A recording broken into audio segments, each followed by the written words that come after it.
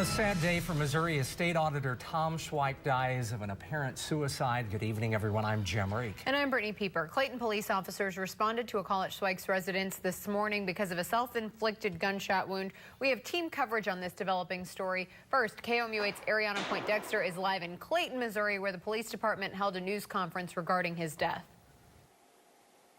I'm here inside the Clayton Police Department where the police chief held a news conference earlier this afternoon. Chief Kevin Murphy confirmed Clayton PD responded to an emergency call at Schweich's home at 9:48 this morning.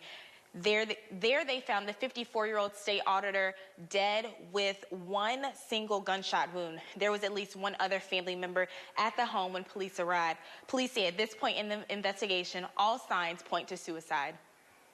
There is nothing to suggest anything other than that at this point.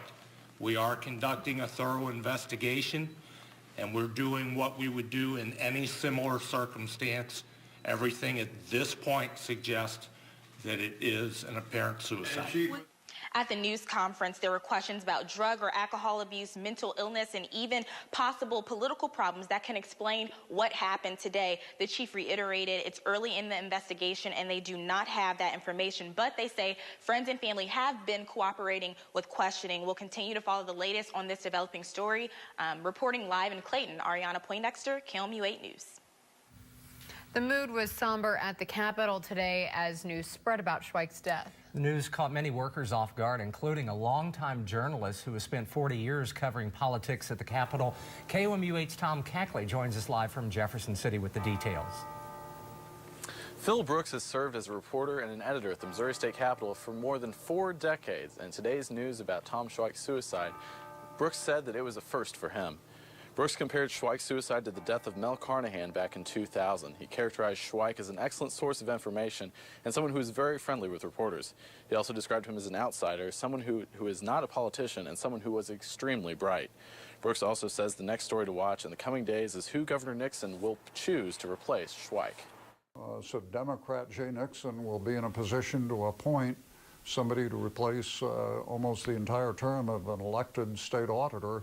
And that's been a position that has been a launching pad for future politicians in this state before. Nixon, a Democrat, will have to make his choice on who to replace Schweich, a Republican, very soon, according to Missouri law. Quote, when a vacancy occurs in the office of state auditor, the governor shall immediately appoint an acting auditor to fill such vacancy for the residue of the term in which the vacancy occurred, and until a successor is elected, appointed, or commissioned. Missouri law also states that Nixon does not have to choose a Republican to fill his seat. Reporting live from the state capitol, Tom Cackley, KOMU 8 News. A vigil took place at the Capitol today after news broke. Tear-filled eyes lined somber hallways. Several people didn't want to talk about the death because they said they didn't know enough about what happened. Some representatives said they felt sick after hearing the news and had to go home early. One representative did speak with KOMU 8, and he said he had planned to see Schweich this weekend. I think everybody's shocked, disbelief. We just never, I mean, he was just always bouncy, full of life. Reibold said the biggest question people have now is why. We've learned minutes before his death, Schweich placed a phone call to Tony Messenger, the editorial page editor of the St. Louis Post-Dispatch, leaving Messenger a voicemail. Here's part of that message. Give me a call and let me know if you can have somebody here at 6:30. To me, this is more of a religion story than a politics story, but it's your choice on who the reporter is. Messenger revealed the voicemail earlier today. He said the reference to a religion story might be because Schweich heard rumors the office of an opposing GOP gubernatorial candidate planned to mention Schweich's Jewish heritage to harm him politically during the primary. Messenger said Schweich told him this information in private, but was planning on going public with the allegations. Tonight, friends, family, and neighbors in Clayton are dealing with the news of Schweich's death. They describe him as a hard worker dedicated to his job and his family.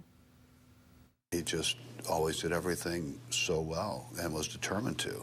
He really only slept about 4 hours a night, and he just had that energy level and was that anxious to get out and get something done. You know where he stood on the issues.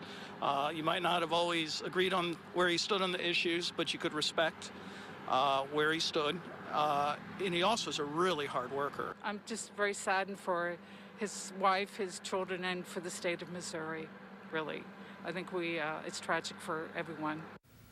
Former U.S. Attorney Ed Dowd, who you heard from, says Schweich had a wide variety of interests, from playing guitar to collecting coins and reading about history. His resume and accomplishments showcase his many years of public service. Art Holliday from KSDK TV in St. Louis has more on his life and legacy. Thomas A. Schweich was a politician, diplomat, attorney, and author.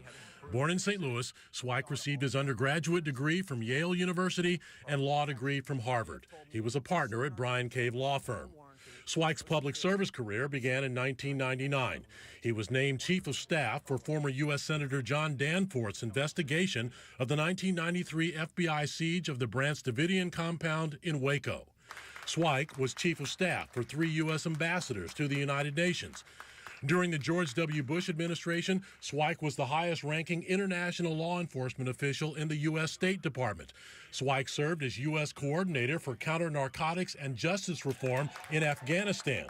While in that position, President Bush gave Schweich the rank of ambassador. In 2010, Missourians elected Schweich state auditor. Tom Schweich recently announced he was running for Missouri governor in 2016. Schweich was 54 years old. He leaves behind a wife and 2 children.